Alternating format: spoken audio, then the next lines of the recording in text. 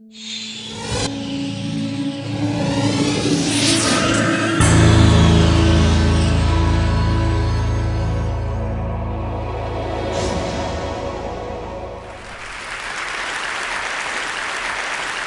work is play, and I play when I design. I even looked it up in the dictionary to make sure that I actually do that. And the definition of play, number one, was engaging in a childlike activity or endeavor. And number two was gambling. And I realize I do both when I'm designing. I'm both a kid and I'm gambling all the time.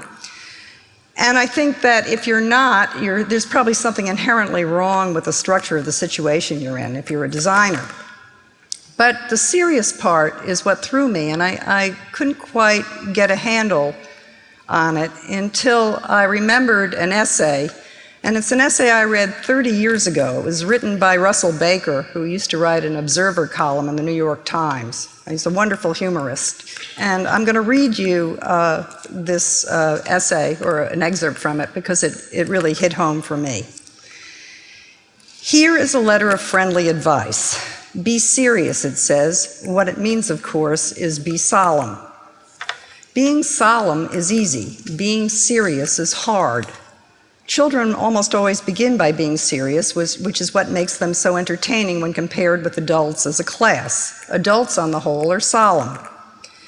In politics, the rare candidate who is serious, like Adlai Stevenson, is easily overwhelmed by one who is solemn, like Eisenhower. That's because it's hard for most people to recognize seriousness, which is rare, but more comfortable to endorse solemnity, which is commonplace. Jogging, which is commonplace and widely accepted as good for you, is solemn. Poker is serious. Washington, D.C. is solemn. New York is serious.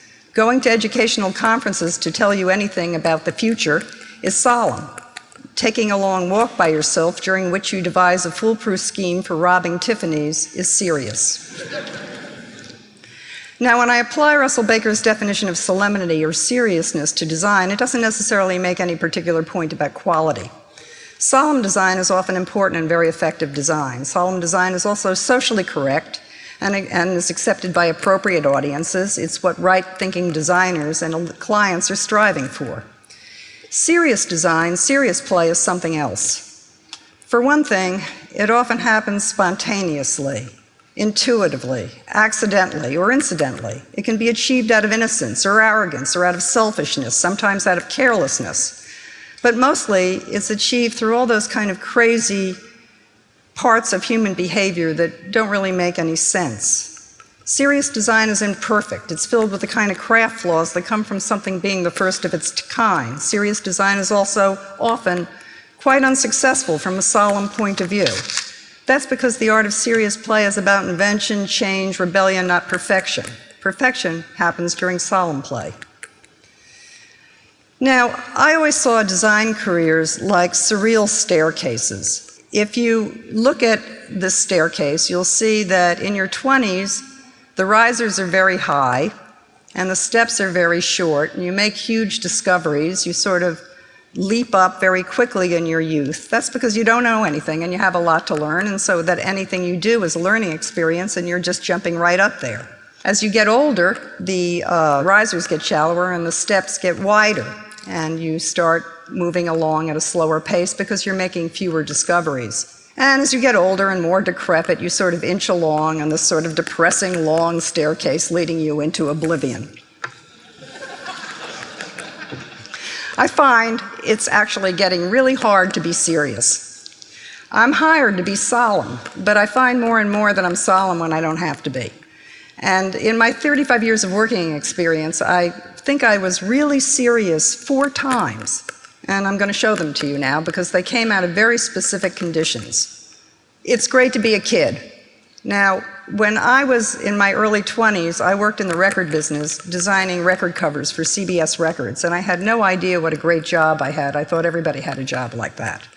And the way I looked at design and the way I looked at the world was what was going on around me, and the things that came at the time I walked into design were the enemy.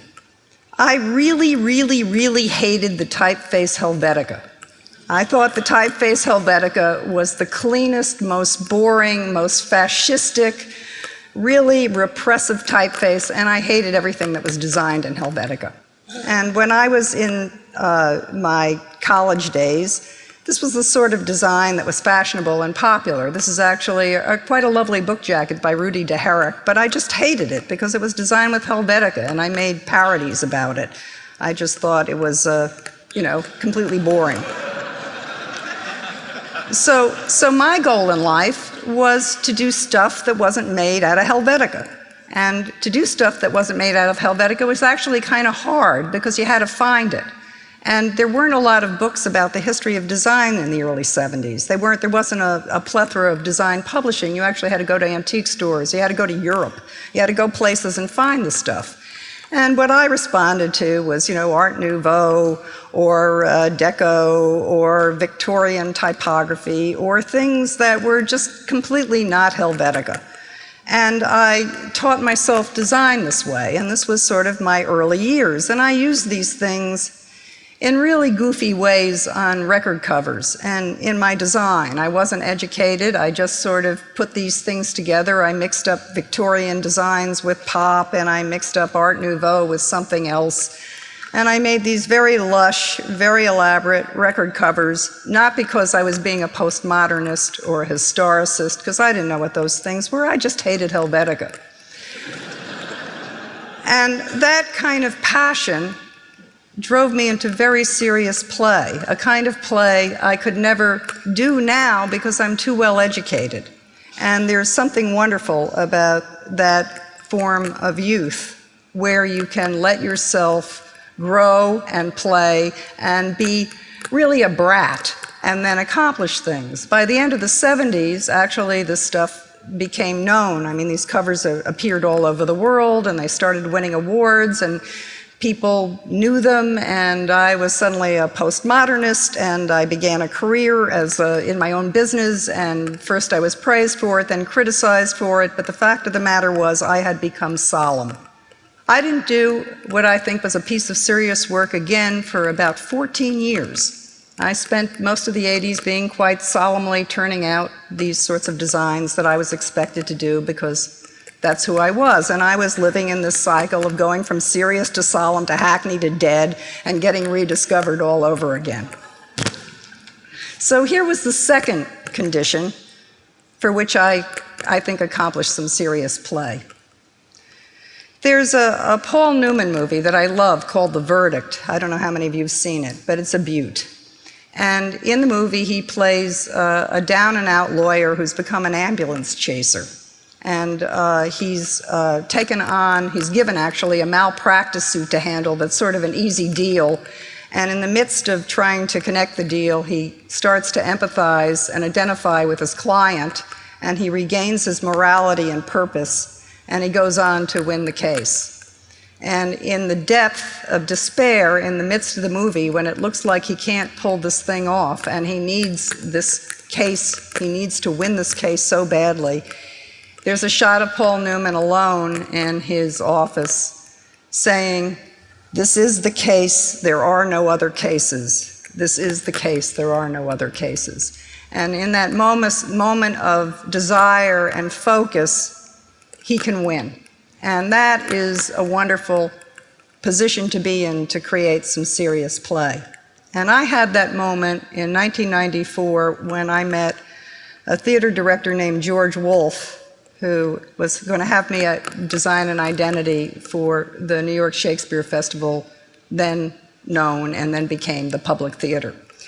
And I began getting immersed in this project in a way I never was before. This is what theater advertising looked like at that time. This is what was in the newspapers and in the New York Times, so this is sort of a comment on the time. And the Public Theater actually had much better advertising than this. They had no logo and no identity, but they had these very iconic posters painted by Paul Davis. And George Wolfe had taken over from another director, and he wanted to change the theater. And he wanted to make it urban and loud and a place that was inclusive. So drawing on my love of typography, I immersed myself into this project. And what was different about it was the totality of it, was that I really became the voice, the visual voice of a place in a way I had never done before, where every aspect, the smallest ad, the ticket, whatever it was designed by me. There was no format, there was no in-house department that these things were pushed to. I literally, for 3 years, made everything. Every scrap of paper, everything online that this theater did.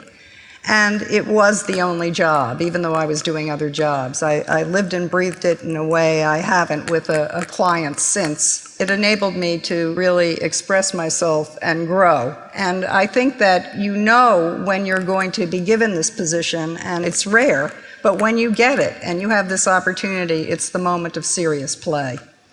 I did these things, and I still do them. I still work for the Public Theater. I'm on their board, and I still am involved with it. The high point of the Public Theater, I think, was in 1996, 2 years after I designed it, which was the Bring in the Noise, Bring in the Funk campaign that was all over New York. But something happened to it, and what happened to it was it became very popular. And that is a kiss of death for something serious because it makes it solemn. And what happened was that New York City, to a degree, ate my identity because people began to copy it. Here's an ad in the New York Times somebody did for a play called Mind Games. Then Chicago came out, used similar graphics, and the Public Theater's identity was just totally eaten and taken away, which meant I had to change it. So I changed it so that every season was different. And I continued to do these posters, but they never had the seriousness of the first identity because they were too individual and they didn't have that heft of everything being the same thing. Now, and I think since the Public Theater, I must have done more than a dozen cultural identities for major institutions, and I don't think I ever grasped that seriousness again. I do them for very big, important institutions in New York City. The institutions are solemn, and so is the design. They're better crafted than the Public Theater was, and they spend more money on them, but I think that that moment comes and goes. The best way to accomplish serious design, which I think we all have the opportunity to do, is to be totally and completely unqualified for the job. That doesn't happen very often, but it happened to me in the year 2000 when, for some reason or another, a whole pile of different architects started to ask me to design the insides of theaters with them, where I would take environmental graphics and work them into buildings. I'd never done this kind of work before. I didn't know how to read an architectural plan. I didn't know what they were talking about, and I really couldn't handle the fact that a single job would go on for 4 years because I was used to immediacy of graphic design, and that kind of attention to detail is really bad for somebody like me with ADD. So it was a rough go. But I fell in love with this process of actually integrating graphics into architecture because I didn't know what I was doing. I said, why can't the signage be on the floor? New Yorkers look at their feet. And then I found that actors and actresses actually take their cues from the floor, so it turned out that these sorts of sign systems began to make sense. They integrated with the building in really peculiar ways. They ran around corners, they went up sides of buildings, and they melded into the architecture. This is Symphony Space on 90th Street and Broadway, and the type is interwoven into the stainless steel and backlit with fiber optics. And the architect, Jim Polchek, essentially gave me a canvas to play typography out on. And it was serious play. This is the Children's Museum in Pittsburgh, Pennsylvania, made out of completely inexpensive materials. Extruded typography that's backlit with neon, things I never did before, built before, just thought they'd be kind of fun to do. Donors' walls made out of lucite. And then inexpensive signage.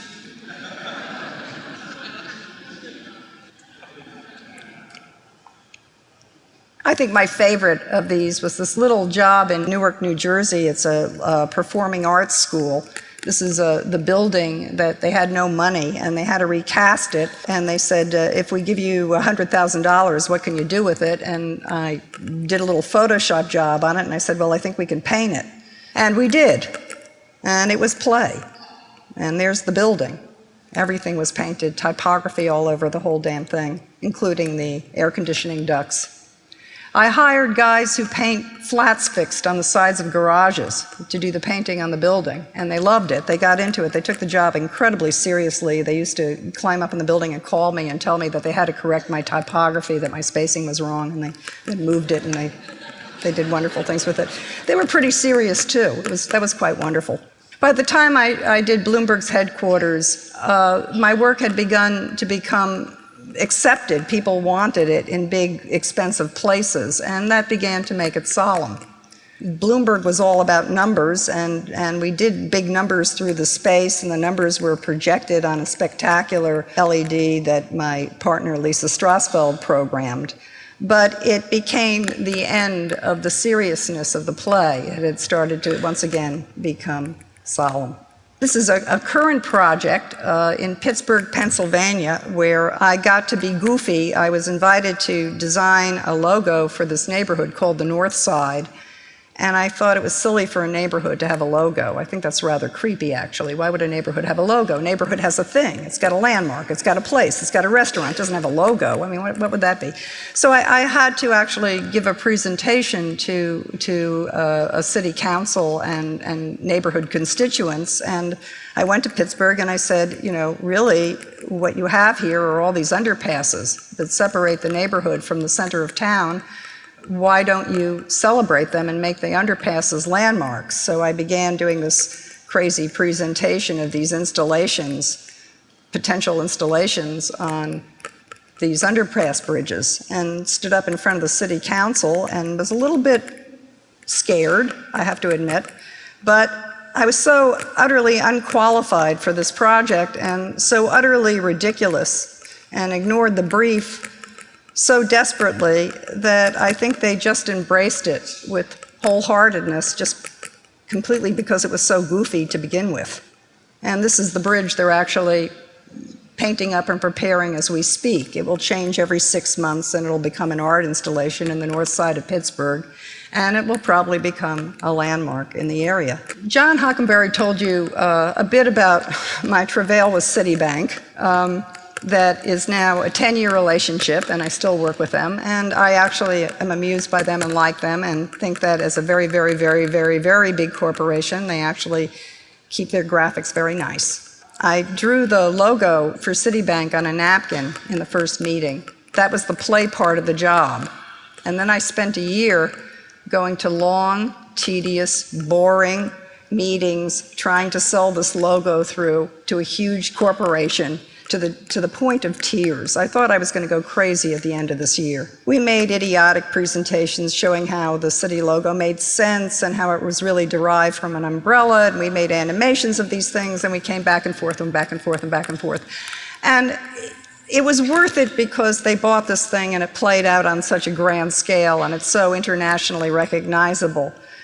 But for me, it was actually a very, very depressing year. As a matter of fact, they actually never bought onto the logo until Fallon put it on its very good Live Richly campaign, and then everybody accepted it all over the world. So during this time, I needed some kind of counterbalance for this crazy, crazy existence of going to these long, idiotic meetings. And I was up in my country house, and for some reason I began painting these very big, very involved, laborious, complicated maps of the entire world and listing every place on the planet and putting them in and misspelling them and putting things in the wrong spot and completely controlling the information and going totally and completely nuts with it. They would take me about 6 months initially, but then I started getting faster at it. Here's the United States. Every single city of the United States is on here. And it hung for about 8 months at the Cooper Hewitt, and people walked up to it and they would point to a part of the map and they say, oh, I've been here. And of course they couldn't have been because it's in the wrong spot. But what I liked about it is I was controlling my own idiotic information, and I was creating my own palette of information, and I was totally and completely at play. One of my favorites was this painting I did of Florida after the 2000 election that has the election results swirling around in the water. I keep that for evidence. Somebody was up at my house and saw the paintings and recommended them to a gallery, and I had a first show about 2.5 years ago, and I showed these paintings that I'm showing you now. And then a funny thing happened. They sold, and they sold quickly and became rather popular. We started making prints from them. This is Manhattan, one from the series.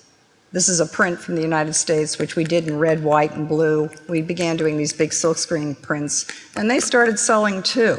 So the gallery wanted me to have another show in 2 years, which meant that I really had to paint these paintings much faster than I had ever done them. And they started to become more political, and I picked areas that sort of were in the news or that I had some feeling about. And I began doing these things, and then this funny thing happened. I found that I was no longer at play. I was actually in this solemn landscape of fulfilling an expectation for a show, which is not where I started with these things. So while they became successful, I know how to make them, so I'm not a neophyte, and they're no longer serious. They have become solemn. And that's a terrifying factor when you start something and it turns that way, because it means that all that's left for you is to go back and to find out what the next thing is that you can push, that you can invent, that you can be ignorant about, that you can be arrogant about, that you can fail with, and that you can be a fool with, because in the end, that's how you grow, and that's all that matters. So I'm plugging along here, and I'm just going to have to blow up the staircase. Thank you very much.